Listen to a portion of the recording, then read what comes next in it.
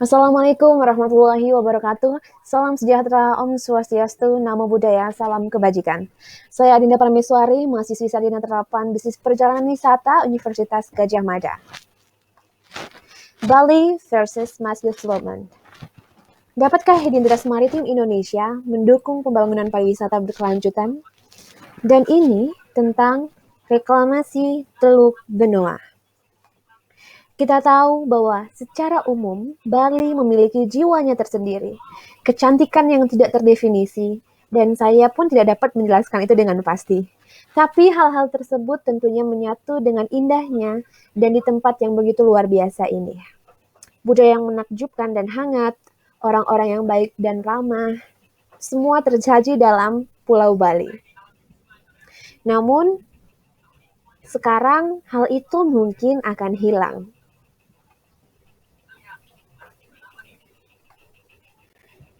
Ini adalah tentang perjuangan kemanusiaan melawan kerakusan. Apa yang akan Anda rasakan ketika Anda merasa di rumah, kemudian uang datang dan menghancurkan segalanya, dan tidak ada yang tersisa satupun untuk masyarakat setempat? Apakah kita ingin Bali menjadi tempat liburan untuk orang-orang kaya semata? Karena pada bulan Agustus tahun 2013, perusahaan bernama PT TWBI mengumumkan rencana pembangunan pulau-pulau buatan di Teluk Benoa. Kawasan ini seperti sebuah kawasan konservasi di Bali Selatan dengan nama Proyek Reklamasi Benoa.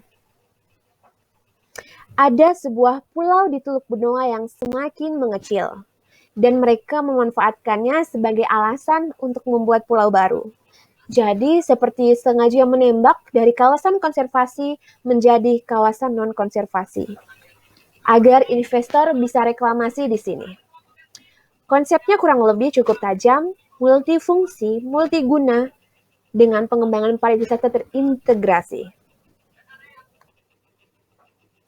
Dan berikut master plan mereka. Membangun villa, apartemen, tempat perdagangan, kantor, villa apung, hotel, taman. Bali ini pulau kecil, sebagai tambang budaya dan sebagai tambang seni.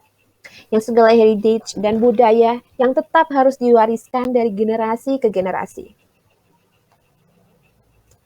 Tambang Bali, segala kebudayaan dan jiwa yang dimiliki Bali sebenarnya kalau sudah dipelihara dengan baik dan tidak dihancurkan, itu tidak akan habis-habis.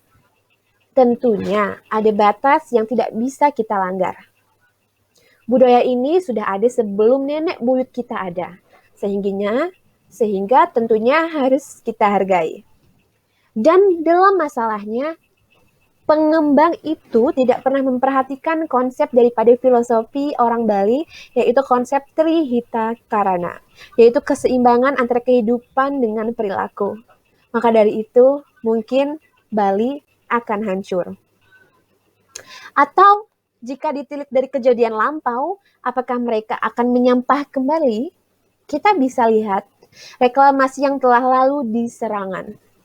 Sebuah usaha reklamasi yang dilakukan pada tahun 1998 di Sarangan, yaitu sebuah pulau yang berbatasan dengan proyek reklamasi Benoa sekarang ini.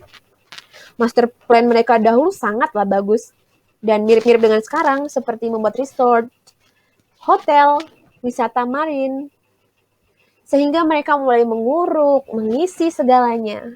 Akibatnya, gelombang laut berubah, pasir pantai menghilang, pantai habis tersapu, tanah menjadi kering, tidak ada apapun dan siapapun yang bisa membangun sebuah pembangunan di sana. Di samping itu, penyu hilang, terumbu karang hilang, dan ini seharusnya menjadi refleksi terbesar.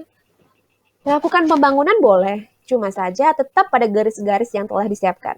Seperti melakukan perencanaan yang matang, perlu memperhatikan AMDAL yang tepat. Namun, reklamasi di Sarangan sampai sekarang tidak menjadi apa-apa.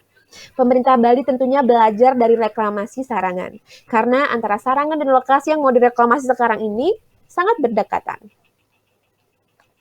Saya pikir dengan semua sudut pandang pengembang dan sektor lainnya, semua mau mereklamasi. Singapura sedang melakukannya, Dubai juga. Tapi hiraukan, Bali bukanlah Singapura dan Bali bukanlah Dubai. Orang-orang tidak pergi ke Dubai atau Singapura untuk alamnya atau untuk budaya masyarakatnya. Tapi orang-orang pergi ke Bali untuk semua itu, untuk alam dan budaya masyarakatnya. Jadi menurut pendapat saya, reklamasi akan memberikan dampak positif pada kondisi sosial ekonomi di Bali. Karena mungkin akan ada investor yang akan datang untuk menginvestasikan uang mereka. Pemerintah akan meningkatkan fasilitas masyarakat dan lain sebagainya. Namun perlu kita lihat bagaimana dengan nasib masyarakat dan jiwa Bali selama ini. Reklamasi itu akan menjadi bencana ekologi dan Bali akan menjadi pulau yang berbeda dari sebelumnya. Sekarang kita pikir, mengapa orang-orang datang ke Bali? Karena Bali merupakan ladang budaya yang unik-unik. Tentunya interest ini akan berbeda artinya bila Bali diserang oleh pembangunan yang tidak selaras dengan ilham yang telah Tuhan berikan pada Pulau Bali. Dan tentunya dengan melanjutkan proyek reklamasi itu akan menyebabkan pendapatan menurun bagi masyarakat yang berkegiatan pada pariwisata dengan nilai-nilai asli. Selain itu, sampah semakin berlonggok sehingga terciptanya gunung-gunung sampah. Kemudian akan terjadi krisis air bersih dalam masyarakat. Karena di atas segala upaya pemenuhan air pada akomodasi mass tourism dan lain sebagainya. Jadi, biarlah Bali tetap dengan segala isinya, gaya hidup yang berbudaya, dan biarkanlah Bali tetap pada jiwanya yang melandasi orang-orang ingin pergi ke sana. Sekian dari saya, terima kasih. Wassalamualaikum warahmatullahi wabarakatuh. Om Santi Santi Om.